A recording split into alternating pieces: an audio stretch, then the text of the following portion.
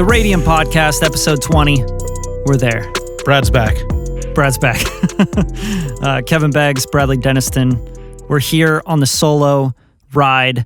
Just the two of us today. Just the two of us. We can make it if we try. Just the two of us. You and I. There you go. I was hoping that you would hit that line. Yeah. Drop the voice. You and I. Today, I want to really get into some stuff that Kevin and I do every day around Radium Media, around the studio.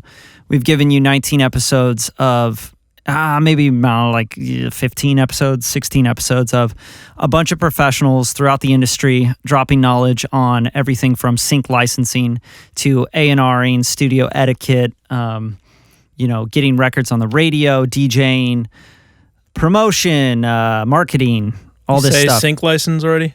Sync licensing, yeah. We've been trying really hard to add a lot of value to all the questions we get out there all the time in our DMs and emails, people asking us, and people newer to the music industry, or sometimes even people that have been in the music industry or wanting to be in the music industry, been doing music for 7-10 years, and they're like, dude, what am I doing wrong? Yeah. Right? This is typical everyday conversation. What am I doing wrong? Listen to my music. What do you think about my music? Hey, bro, I saw that you got a commercial. You worked on a show. You did this. You did that. How do you do that?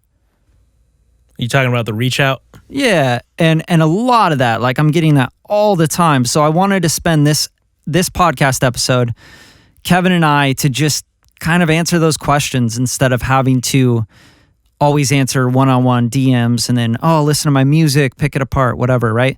So just, I guess, Kevin, start by breaking down the first things when you hear people DMing you when they ask you to listen to the music that they have. What are things that stand out to you right away and things that artists and producers need to work on before they go asking people to listen to their music? What do they need to work on? Yeah, what are the things that stand out the first right away for you? The ask. The ask is always wrong, right? right. And it always comes way quick. You know what I mean? It's bro, check out my stuff. It's like when you're on a date with a hot girl and you lead with sex. You knock on her door and lead with sex. There you go. Go right up to the bar. Hey, you want to do it? Hey, let's do it. Yeah. The ask is so screwy, yeah. But yeah, it comes, I think everyone, it's been said a gajillion times by a million other people, but I think to reiterate is, you have to provide value before you go for the ask, and then you shall receive once you have created enough value. So, and whatever that value is, it's different from person to person. So you just got to know who you're talking to, know what, and try to figure out what you can do to provide them value. And then, from there, everything you want to ask, that's how it, happens. Yeah. I to add to that, the ask is the first thing. It's never lead with, hey, can you do something for me? I don't know you at all. Yeah, not even a hello. Most of these guys, they won't even say, hey man, how are you doing? You ever get that? It's just straight up, yo bro, check out my page, check out my music. It's it reminds me of being the pushy guy trying to sling your mixtapes on the side of the the street and at Venice Beach and hustle Vegas. You. I think one of the things walking on Hollywood Boulevard, what they'll do is they'll put the tape in your hand and then ask for the money. Right, you know what I mean? right. Yeah, you want my mixtape, and then you're sure, I'll grab it, and then they're okay, yeah. Listen. So you have it in your hand. They're okay, yeah, give me $10. I'm yeah. That's just $10, man. Yeah, usually I hand it back. That's kind of how it works. Yeah. But yeah, so it's like that. It's the value model. You have to learn how to be valuable, and the more you kind of promote yourself. You know what I mean? Mm-hmm. The more people can see what type of value you can add. So, and I'm not saying you go into a DM and promote yourself. I'm saying on your own, social page or whatever it be, if it's LinkedIn, you know what I mean? Right. Make sure you're very detailed about what you do and what you can provide and those type of things. So 100%. I think to reiterate, like what we're actually looking for most of the time, even as a company, when people hit my DM or Radium's account DM, it's, hey man, listen to my music. Hey man, can I give you some music to pitch or whatever, right? I want to work with you guys. You want to collab, whatever, right? It's like that is the absolute wrong way to go about it. The first thing I want to know is that you are a person that can just have a conversation first off. Or, go like some of my stuff. Go comment on my stuff. Go to the podcast page and leave a review. That's adding value, right? You want to reach out to someone, but you don't want to add any value to them. You want them to, you're just trying to take, right? You're just trying to take numbers, take their support, have them listen to your music. It's like, what have you done? Like, you can't just run in and ask for stuff all the time. So, number one thing, learn the ask. Figure the ask out. Don't ask for anything. I think you should actually attract those things by, like you're saying, making good posts, putting your music out there, showing how valuable you are. Oh, I mixed this thing. I recorded this thing. I tuned these vocals. I did this on this track. Make posts, like put them in your stories. Let people hear your stuff. Have links readily available. And then you'll attract those people. I think the important part for everyone listening is these are the methods we use.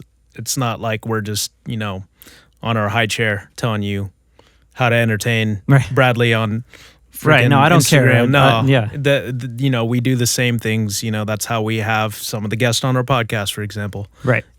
It's like figuring out like what you can do, for that person. And like, you just try to build relations, and not, if you're thinking end goal the whole time, then you're definitely not going to get to that end goal. So right, exactly. So open up the next door. That's all you got to do is just get the next door open.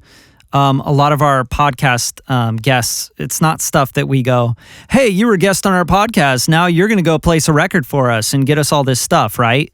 And ask that stuff of them. No, we don't ask anything of them.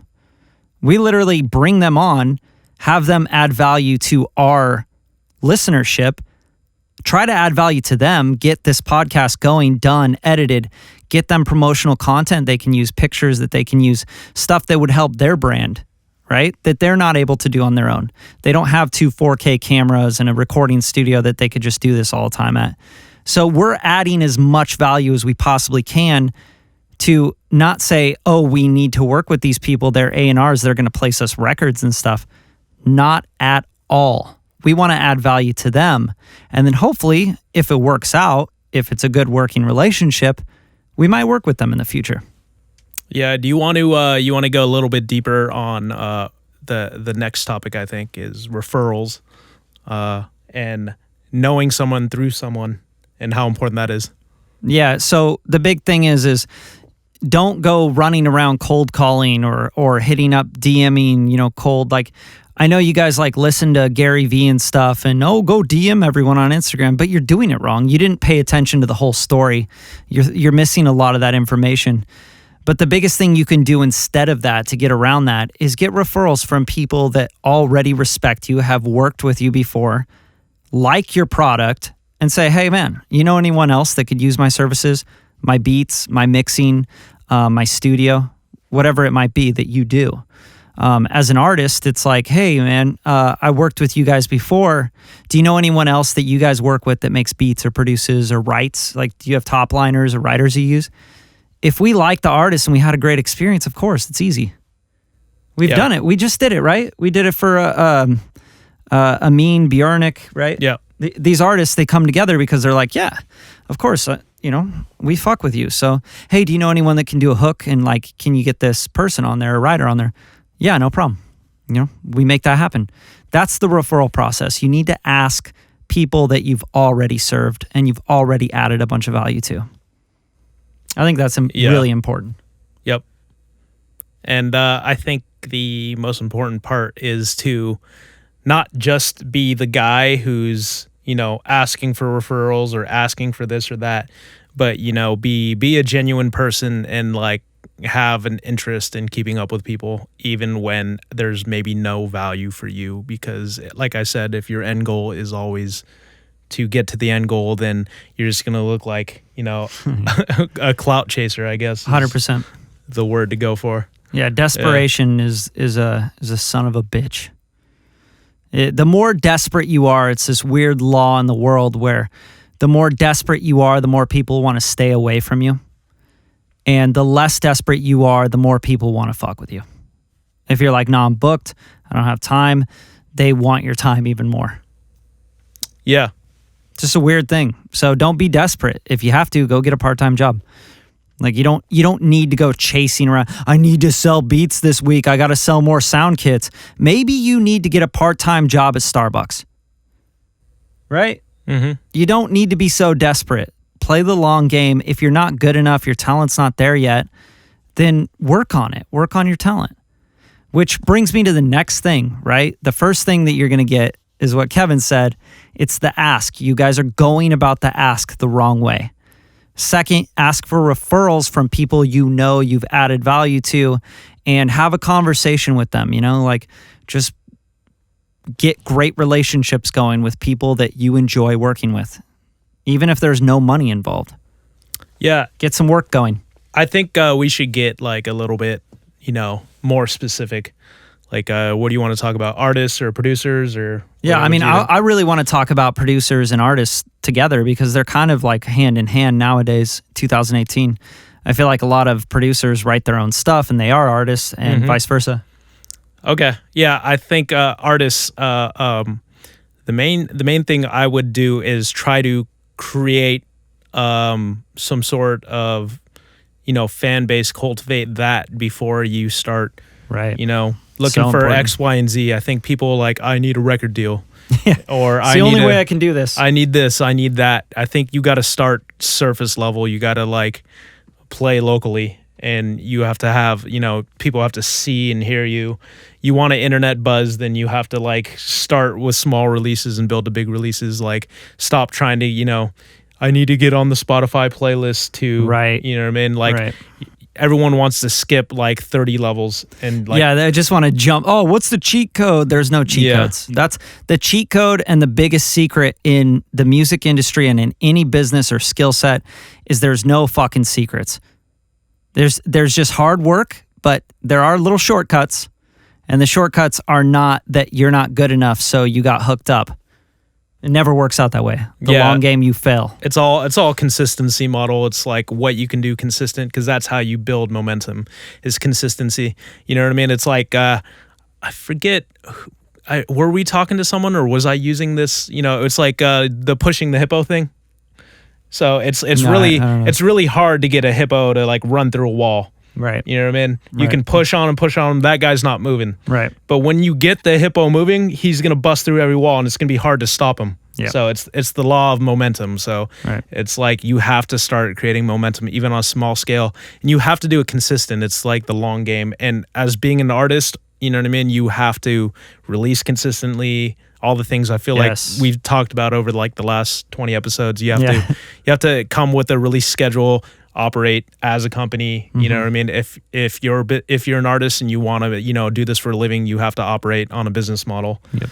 So like you have to Q1 through 4. What am I going to do here? What are my goals? What are my quarterly goals? What are my yearly goals? What is my release schedule? Like, am I releasing every 2 weeks, once a month? What can you handle? You know what I mean? And what is the quality? But you have to be consistent. Like, we've learned this. We're doing a podcast and we're like consistent. We're like every week now. You know what I mean? For like the last. Even if we don't have a guest, we're doing it. We're doing it like this. And I already calculated this, by the way, Kev. So by the end of the year, we should be at 47 episodes. Yeah. So, and that's just how you need to think about the music too.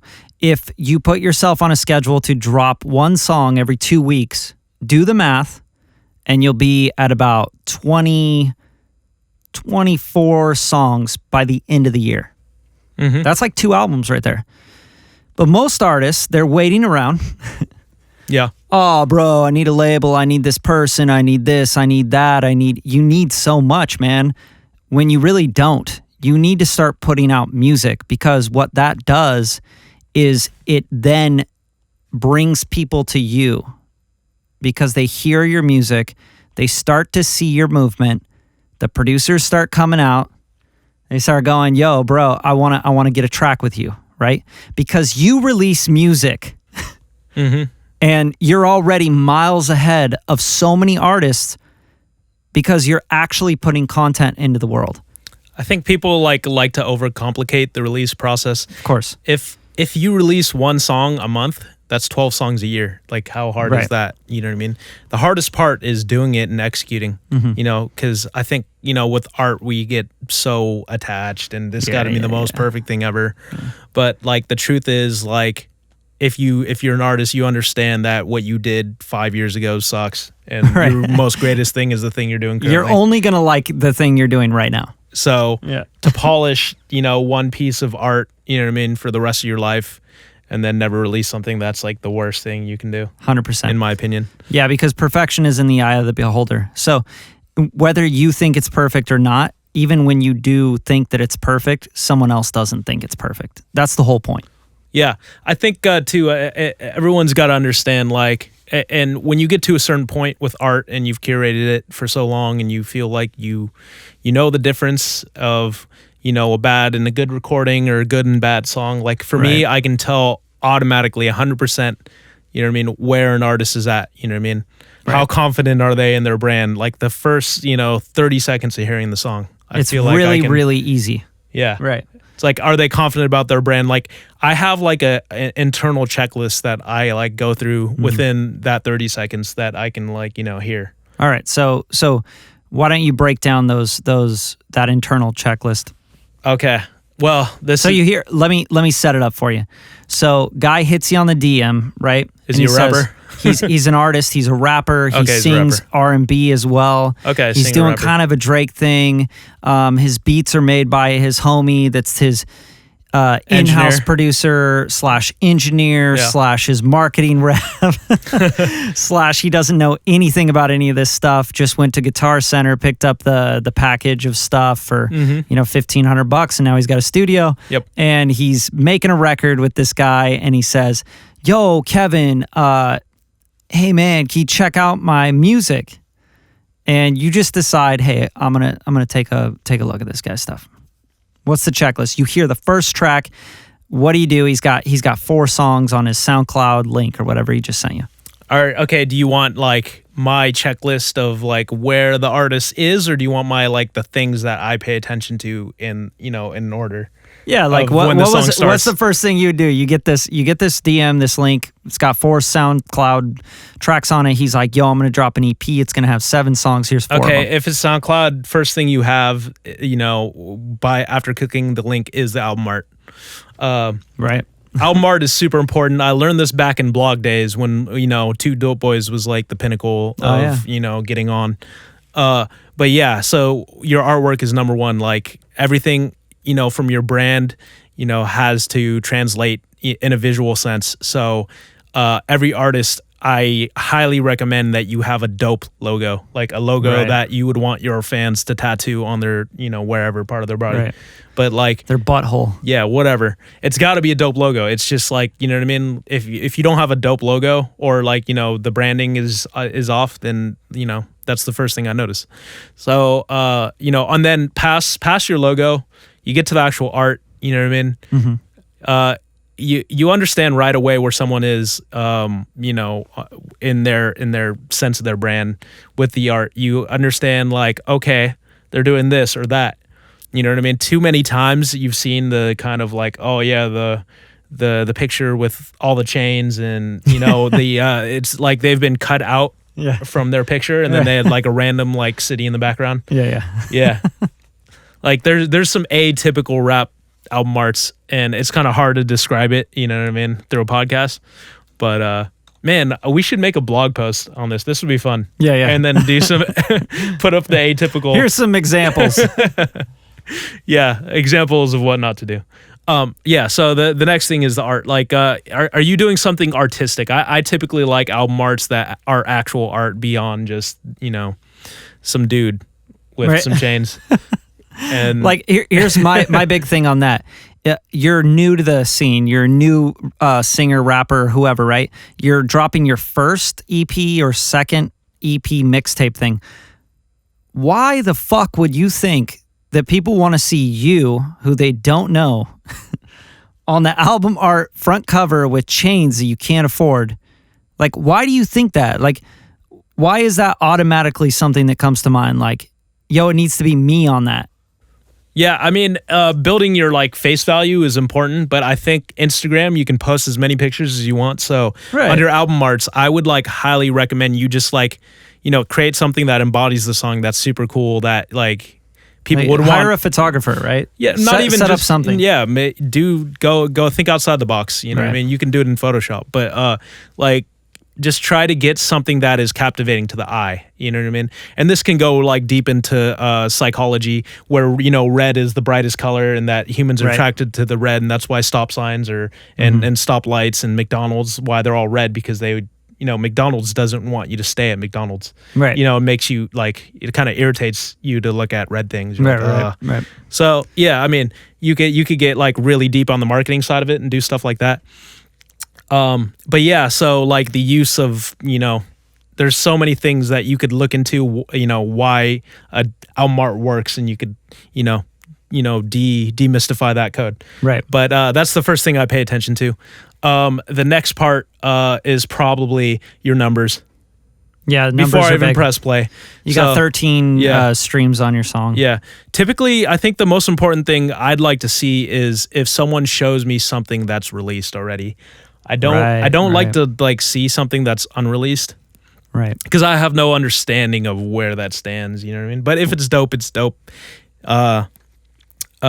Regardless of numbers and stuff. But as far as like you trying to like, make someone believe in your brand or you as an artist, like you have to have the numbers to back it up. So like how many plays it has, like choose somewhere that like looks good for you. So if you have a lot of like YouTube standing, then send me a YouTube video. Or if you have a lot of SoundCloud standings, send your Instagram's blown up and people watch all your stuff on Instagram, then send that.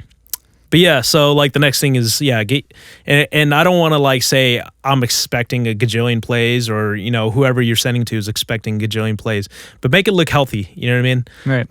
Like Brad said with the scarcity model, like don't look like, you know what I mean? Desperate. Yeah. You're DMing everyone. If you have like 20 plays, yeah. I mean, not just the play number, but I'll look at like the upload date and all that. Yeah. If it's been out for 2 years and there's like 30 plays on it, you know what I mean? So what's the next thing then? So after the numbers, I'll press play. The song title, this used to be a bigger deal back in the day, but I think, it doesn't matter as much. There's things that I don't like in song titles. Right. But, I could get real nitpicky. I mean, I'll just say, like, I hate that Kendrick did an untitled album where every track was untitled. Drove me nuts.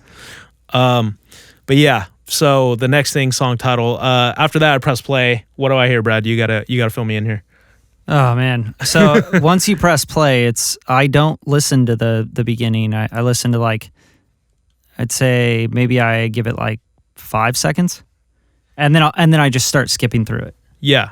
So like I'm like I want to hear right into the verse. Where's he at? Right, and I'll listen to that for like 10 seconds maybe if it's dope. I'll keep going, but like it takes that long. So you got me 15 seconds, and then I'm going to try and find the hook. I literally, that's how I listen to this stuff.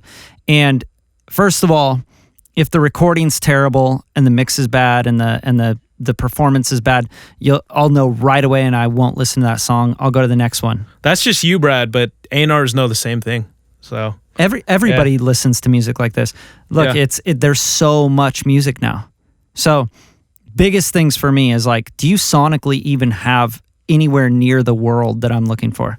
Yeah, so let's start with this. You're saying released. It's got to be released, and it's not sonically there. I won't even give it the time of day. Yeah. So I want to start with the specifics. So I press play. I hear the beat.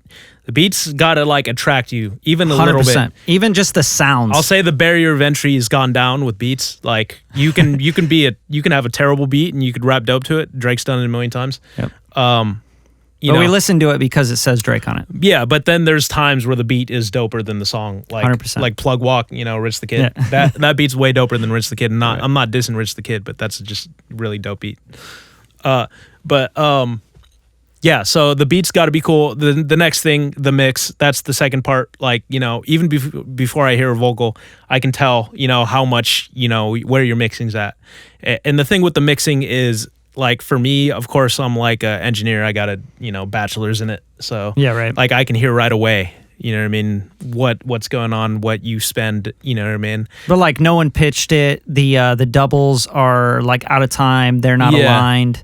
Things like that right away. But only, if you can get past the fact that the beat sounds like shit. Yeah. So, like, I don't expect you to be, like, Drake quality mixing. Right. What I expect is, like, somewhere decent. Like, there was a care put in versus, like, a export out of Pro Tools, someone just turned off the vocals on the 2-track. Like, I can hear when you put time into it. So that's what I'm looking for. So even if it's not up there, I can tell right away, if there was intent, you know what I mean? Okay, so say you've gotten to that point. The next thing is the vocals, right? Well, vocals are everything, yeah. So let's get to the vocals. Like, a lot of being an artist is performance. So in performance, like, anyone can tell. Like, if we're watching, the high school play versus, a Scorsese movie, like, we can tell the difference in performance. Like, humans can do that, you know what I mean? Right away. So right away, I can hear performance. I can hear how confident you are. I can hear if you're faking it or acting. I can and your hear, acting's bad. Yeah, I can hear if you're trying to knock off someone else. Right away. I can hear a lot of things within, like, a good 10 seconds. Yeah, probably, it doesn't take long at all. Of hearing some vocals go. So, like, that's really important. And finding your voice, this is, like, one of the hardest parts, of being an artist, but it comes with repetition. Mm-hmm. You know what I mean? You start to do things that are dope. So, when you do things that are dope, you tend to repeat. So, like, that's how if anyone asks me, like, how do I find my voice as an artist? You do it a bunch. You do it to no end, and then repetition. You stick to the things that are good. Same thing in producing, mixing. Yeah. It's like, mixing, producing, all this stuff as arts. The arts take tons of repetition. It's the same reason why all the huge artists back in the days that were sculptures, they always made a ton of sculptures. The painters made tons of paintings before they hit, like, one painting that people went, that's the Mona Lisa. Yeah, exactly. Right? So it's all repetition. It's like you got to make 1 billion beats, and then you might come up with like 100 really dope ones that land on big albums. Yeah, but anyways, so, like, if you have a Drake level performance, it's because Drake's done it a gajillion times. Yep. And maybe he didn't release every song, but he's definitely had the practice.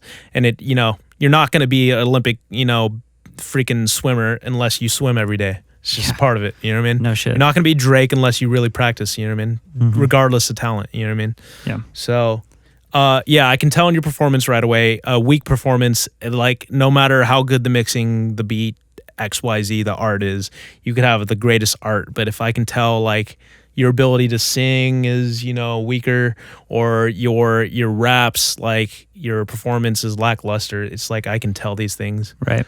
And then I don't even know what number we're on. I think we're... No, I'm just asking, like, about the checklist, really, because, like, I wouldn't even make it, like, that far most of the time. Yeah. So, this is the internal checklist. So if we're going from that, the next part is, like, I'd say the commercial viability of everything. Yeah, and that's almost like number one for me. That's what I look at, and that's what people in the music industry look at, because they're business. So, and just think of it as a business. You have to treat it as a business. And a lot of songs are good, but when I say commercial viability, like, I look at, that's really, like, kind of the full package. Is the hook good? Mm-hmm. Down to is the song 7 minutes long? To does it pull you in, or does it sound like the kid at the high school play? Yeah, the memorability too is, like, is that something you could put to radio? Because you know what I mean. Is this something you would show your friends? Is what I always think. Like, I would never show my friends this. Why? I'm not going to listen to it. Why would I ever share it with anyone that I know? Going, yo, you got to check this out. Yeah, and so what I mean by commercial viability, of course, it could be like this big long checklist of like things that you could hit, and of course, you could go and knock off, the time length and the arrangement of freaking the Migos song and say it's commercially viable and all that stuff. But really, like I really look for like as the whole song, can it be packaged, and put to public, and will people like it? Because like there's so many times when a song that was super slow and X, Y, and Z didn't work in the clubs, but it was still a huge hit. I mean, like every single Adele song I feel like is one of those. Yeah, we talked about that with Brian on the last podcast. It's like there's the radio playability, and then there's like the club playability, and then there's songs that do well on both. Yeah. And there's things that do really well on streaming that just don't translate to radio. Right. I mean, Brian talked about it pretty well. But like I can tell right away from hearing a song where you're going to work as an artist. Yep. You know what I mean? And maybe if you're especially in 4 songs, I can definitely tell. And I want to like wrap this up, but the big thing that I want to point out to artists and producers right now nowadays, if you're getting into music just in the last few years, have a goal of what you're trying to do in music. Like if you're just dabbling and you like and enjoy making music, then just dabble and enjoy making music. Just do it as a hobby. Go to Guitar Center, spend $500 tops, like get There's a setup nothing wrong going. with that too. I think it's great. Yeah. I think it's totally fine. You don't have to be in the music industry. If your goal is, I want a record on so-and-so artists, then you need to build towards it. And you need to think about it as a business and longevity, and not go to Guitar Center and spend all your money on microphones and all this stuff trying to do that, because that's not your goal. If you're trying to get on a record as a beat maker and you want to connect with artists, you need to make beats. You need to spend your money on sounds, on new ways of producing, new monitors, ways of hearing your music. You need to hear what you're doing, stuff that would make your art come out better as a producer.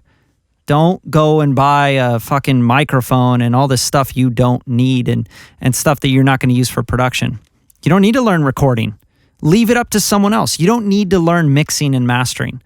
You can learn a little bit of it, but once you're to a certain point, get someone that's like down to mix and master all your stuff, because you'll have that advantage that no one else has.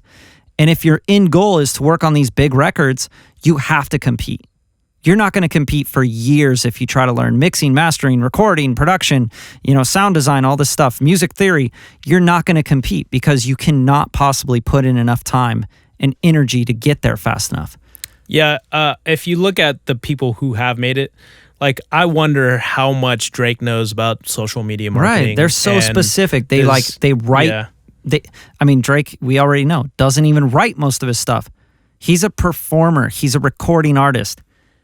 He spent all of his time, and we've seen him live. He's amazing live. His timing's impeccable. Minus his singing, I would say. Minus the singing, but like truly, like his art is so focused.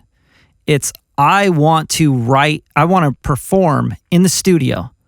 I want to make memorable, I want to act out these scenes to these tracks and make memorable records that people want to sing to and dance to or whatever. But he's a recording artist first and foremost. And that's what he does really well. He didn't go, I need to learn how to record myself. I need to learn how to mix and master myself and then market myself and do all this stuff. What is it? Master none, right? Yeah. What's the saying? Right. You do all these things. You're master of none. Like, it's like, that's what I really want to stress, because this is what I always come back to when I get the DMs from the producers, the beat makers and stuff. I'm like, who mixes and masters your stuff? Oh, I do that. I have a studio. And I go on your Instagram and I see you got an inbox and you got some like HS5s in a bedroom with no tuning. You have no idea what you're hearing. And you're telling me you're a mixer, or you mix yourself, you engineer yourself. You don't need that help. Like, that's the problem. You have to keep learning. You have to know what you're not good at. You have to know your deficiencies, and you need to know where you need help. And the more you know about that, the more help you can get in those areas. You can focus on just producing, just learning the theory, just making new sounds, just getting a new Omnisphere patch. Yeah, team build. Team build. Yeah. Right? You need to know your goals though. Figure out what your goal is in music. Do you want to make music for therapy, for fun with your friends, or do you want to make a business out of it? Because a business would never say, we would never say here, yeah, we're Radium. Yeah, I do everything. Kevin does everything. Like that's a failing formula. You know? So you have to really figure out, okay, we have interns that take the trash out and vacuum the carpets every day. And they set up the cameras for the podcast and they edit the podcast and mix the podcast down. If we did all that, we wouldn't be making music. Sorry, clients, we can't take on any clients. We're busy making podcasts. Yep. So figure out one thing, get really good at it, stay focused. If you guys ever have any questions, of course, reach out. But go back through the podcasts. Don't like ask me a bunch of questions that we already answered in 20 podcasts. Yeah. Right? You got to put in the time. Yeah. We could get really specific. Maybe we'll, in the next episode, talk about social media for like yeah, a whole absolutely. hour. But we'll get someone in. We'll get someone in here that does that every day and has been doing it for a decade. You know. Yeah. Let's get a professional in that knows this stuff even better than us. Right. Because that's my whole point, and that's how we try to live. So thank you so much for tuning in. I hope this like adds immense value to everything you guys are doing out there. And anyone that wants to get in the music industry that's just starting, has been trying for 7, 10, 12 years, like it's just something you don't know, or you're not being consistent enough. You need to figure these things out. Word. Word is what Kev says. Thanks for tuning in.